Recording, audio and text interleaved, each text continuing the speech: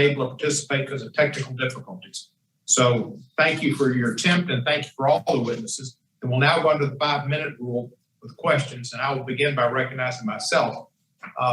First, I just want to put another historical footnote. Everett Dirksen, of course, behind me is an historical footnote, and a great one for this day. But the last Civil Voting Rights Act we had in 2006 was named for Fannie Lou Hamer, Mr. Johnson, for Rosa Parks, for Barbara Jordan, and Cesar Chavez, and other great civil rights leaders. A civil rights leader in our committee is Ms. Lucy McBath of Georgia. And I think it's appropriate at this point, after Ms. Butler's testimony, that I yield the remainder of my time to Ms. McBath, who knows firsthand what Georgia's doing in redistricting. Ms. McBath, you're recognized for the remainder of my time. Well, thank you so much, Chairman Cohen and Congressman Raskin and all the members for allowing me just a moment to address the committee today. You know, in recent years, and arguably even longer, my home state of Georgia, my district, has kind of been the poster child for state-led voter suppression. And the state has repeatedly sought to suppress the voices and the will of millions of Georgians, particularly African Americans. And sadly, voter suppression is not just a Georgia issue, as we've said today, but it's rampant across the South and increasingly in many other states in our great nation. Voter suppression is just not a racial issue. It's an issue of democracy, and efforts to support or efforts to suppress the will of the people are in turn attempts to suppress the promise of democracy that was intended for our nation.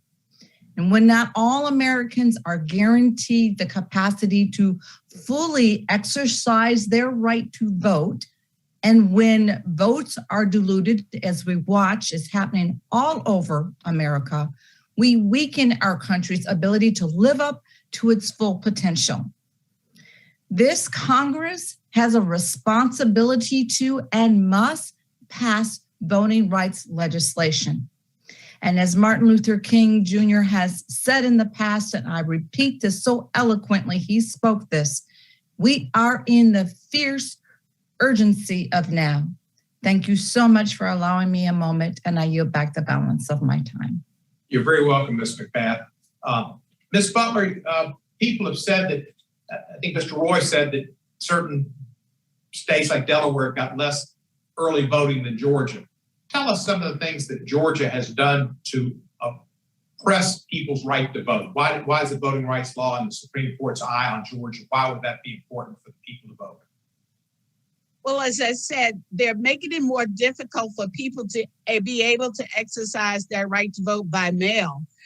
They're requiring photo ID that be submitted with their absentee ballot application. Let me ask you about that, because that's interesting. A lot of people are for voter ID and all, but for absentee ballots, how do you do voter ID in Georgia? What do they want you to do? Take a hologram and send it in?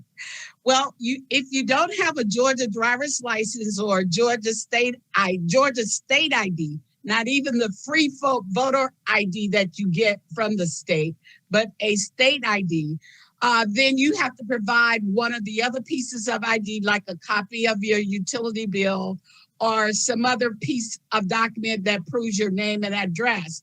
But of course, to do that, you'd have to have the capability of making copies. Well, as we were in Lincoln County yesterday, there is not a FedEx center. There's not an Office Depot for people to actually go and make copies. So if you don't have a copy machine at home, then how do you get a copy to send in? Because you're still in a pandemic. They will be required to travel 15 to 20 miles to get one way to get to a polling location. So it would be very difficult for them to do that. I got Internet connection. I see the problem. Internet connection, too, is a problem. Yeah, a lot of people in my district don't have copy machines in their homes. They hardly have black and white televisions. It's not easy. Mr. Henderson, you've been around a while. Tell me, back in the day, when you recall when Republicans were leaders of civil rights and voting rights like Everett Dirksen, what's changed? Well, thank you, Mr. Cohen, Chairman Cohen, for your question. And your portrait of Everett Dirksen behind you is a very powerful reminder of the important bipartisan support for voting rights since the inception of the Voting Rights Act in 1965.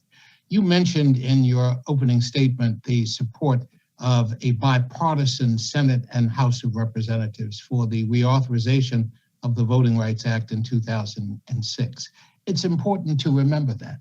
I remember when a committee chairman of Judiciary, F. James Sensenbrenner, went to the floor of the House of Representatives to defend the Voting Rights Act against 4 amendments, any one of which could have easily derailed the bill. It was a powerful indication of the importance of leadership and bipartisan support that made that bill possible.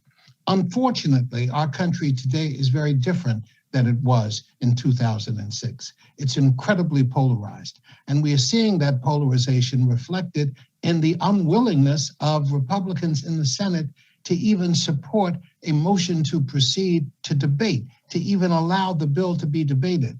When we and the Leadership Conference membership sought to get support from Republicans, our members wrote to 16 Republican senators requesting a meeting and particularizing activity taking place in each of their states to justify why it was so important for them to at least express a willingness to sit down and talk.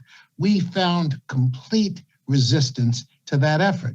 So to suggest, as has been done in the Senate, that we did not reach out to Republicans is simply false. And we have documented that in a series of letters that we wrote.